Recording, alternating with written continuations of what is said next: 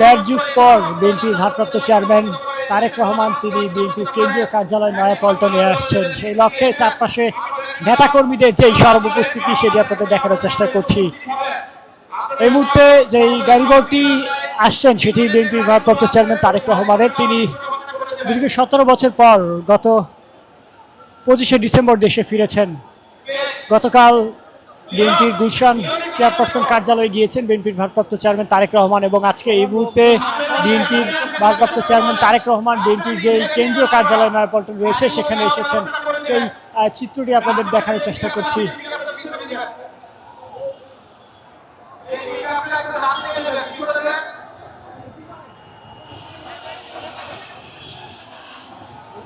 আপনাদের অনুরোধ করছি গাড়িগুলি যাওয়ার ব্যবস্থা করুন।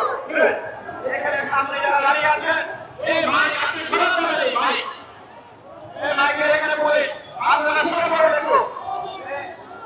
পুলিশ ভাইদের সেখানে যাওয়ার ব্যবস্থা করে দেন। এখানে যারা দাঁড়িয়ে আছেন দীর্ঘদিন পর বিএনপির কেন্দ্রীয় কার্যালয়ে আসছেন বিএনপির ভারপ্রাপ্ত চেয়ারম্যান তারেক রহমান,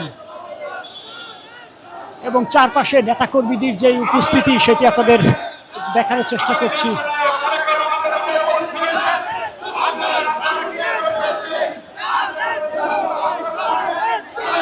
দেড় যুগ পর বিএনপির ভারপ্রাপ্ত চেয়ারম্যান তারেক রহমান বিএনপির কেন্দ্রীয় কার্যালয় নয়াপল্টনে আসছেন।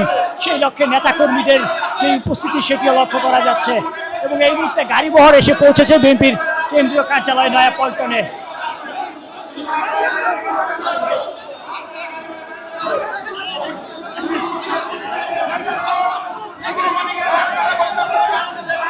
দীর্ঘ দেড় যুগ পর বিএনপির ভারপ্রাপ্ত চেয়ারম্যান তারেক রহমান বিএনপির কেন্দ্রীয় কার্যালয়ে নয়াপল্টনে এসেছেন।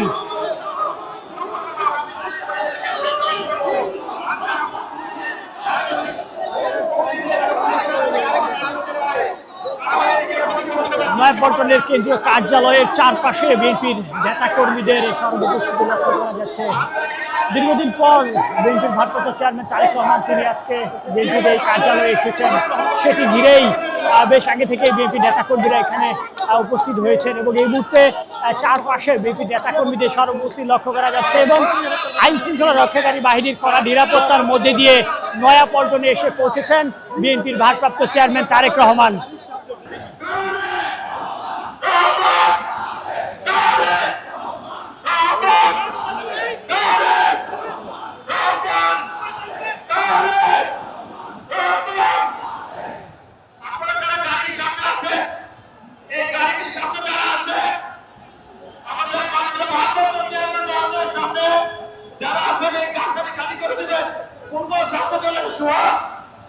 এই সামনে যারা আছেন একটু পিছনে রাখেন।